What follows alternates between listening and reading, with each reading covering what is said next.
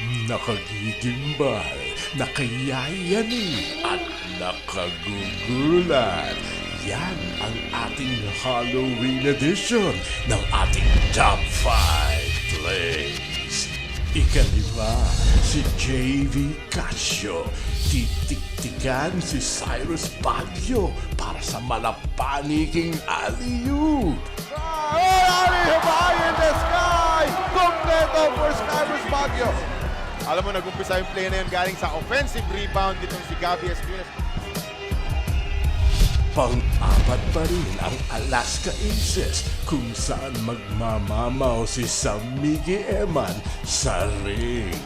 Nice drop, and you were saying, slam dunk for Sam. Again, yung sinasabi natin about selfless basketball, yun naman ang pinakita ng Alaska on the other side of the court. Ikatlo, si L.A. Tenorio magbibitaw ng malaeng kantong buzzer beater mula sa kabilang buhay. Oh, he got it! L.A. Tenorio said, oh, there's 2 seconds left.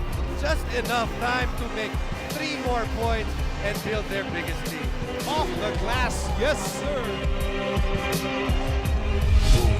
Pangalawa, bumabalik naman si Cyrus Baguio para mang-voodoo ng mahiwagang alahoy na tira.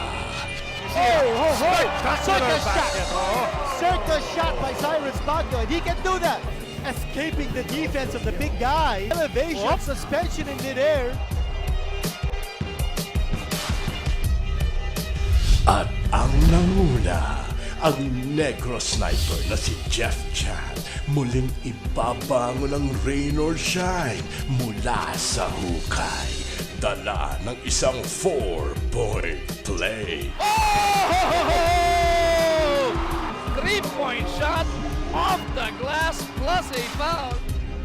Kaya't huwag kayong kukurap sa pagsubaybay ng PBA dahil baka sa isang iklap makakita pa kayo sa dako paroon ng mahihiwagat makapigil hiningang Top 5 Plays!